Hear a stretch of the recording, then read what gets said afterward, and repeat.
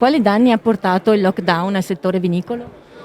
Ma ne ha portati un po' dappertutto, pensate che in generale si sono persi 60.000 posti di lavoro in Veneto, 35.000 almeno dei quali dal turismo, e penso che questo arresto di lockdown e quindi questo stop abbia pesato moltissimo sul mondo del vino, visto e considerato che tutto il mondo dell'Horeca, quindi degli hotel e dei ristoranti, dei bar, ha avuto chiusure e difficoltà a ripartire. Che cosa si augura con questa mostra?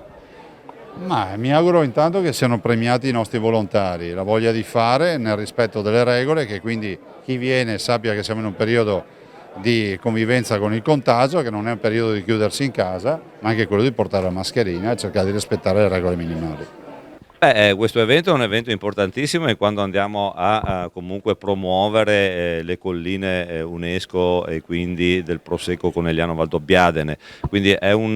marchio o comunque una denominazione che porterà sicuramente bene a quest'area, porterà un flusso di turismo importante, magari non quest'anno in cui purtroppo il turismo anche in tutto il Veneto ha grandi flessioni, ma sicuramente è una prospettiva per il futuro, quindi essere parte di questo patrimonio, essere riconosciuti come un territorio di qualità, un territorio che ha un paesaggio unico al mondo, è sicuramente un ritorno non solo di immagine ma un ritorno anche economico, perché qui porterà e arriveranno migliaia di persone da tutto il mondo. Ovviamente stiamo vivendo una situazione difficile in tutto il Veneto e quindi anche nella provincia di Treviso e anche nelle colline di Conegliano Valdobbiadene, però stiamo ripartendo bene nonostante le difficoltà e vediamo che cominciano ad arrivare anche i primi turisti stranieri, quindi di lingua in particolare tedesca e austriaca, anche qui nelle nostre colline. Quindi noi siamo fiduciosi e l'importante è passare un messaggio di sicurezza e dire alla gente che non deve avere paura, sia i veneti, gli italiani, ma anche i turisti, perché in Veneto siamo attrezzati. Questa mostra è un punto di riferimento, diciamo, un po' per tutta l'area del quartiere del Piave. Ringrazio la Proloco di San Martino per aver realizzato questa mostra fisicamente, perché è vero che poco tempo fa ci siamo trovati a lanciare la primavera del Prosecco anche, diciamo, in maniera online, con collegamenti di diverse aree di queste colline, però è anche vero che è importante tornare a toccarsi con mano, insomma, essere pur nel rispetto delle regole, del distanziamento, però insomma è bene mandare un messaggio sia ai veneti, ai nostri cittadini, che ai turisti che noi stiamo ripartendo. Sì, è stato un grande lavoro, un grande sforzo da parte della Proloco di Col San Martino e a tutti i ragazzi che ne fanno parte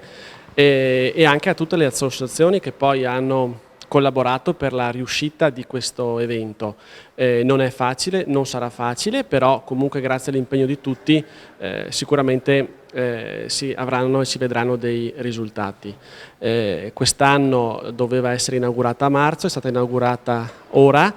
non sarà la tradizionale, la solita mostra del vino, ma comunque un segnale di ripartenza, un segnale di attività c'è in questo territorio e è un segnale anche di speranza e di voglia di libertà. La mostra abbiamo deciso di organizzarla perché proprio non andava giù l'idea di aver lavorato per tutto questo inverno per far sì di questo evento un evento unico. Avevamo questa proclamazione a patrimonio dell'umanità e non poteva andare così, non poteva rimanere tutto quanto fermo. Avevamo un programma ricchissimo, avevamo escursioni diurne, notturne, avevamo giri in elicotteri, che comunque ci sono anche questi, il nostro solito trenino. Avevamo fatto veramente una manifestazione direi unica e per questo non ci andava di abbandonare il progetto. Poi col tempo, guardando poi le notizie nei giornali, sembrava che la morsa si stesse un po' allentando e quindi c'era questa possibilità di riaprire. Quindi il tempo è arrivato, è questo. Dobbiamo comunque cercare di fare una manifestazione degna del nome, dobbiamo fare una manifestazione che sia poi di esempio anche agli altri, sperando che tutto quanto vada bene. Vi aspetto, vorrei dire anche numerosi, però purtroppo non è possibile, vi aspetto comunque a Col San Martino.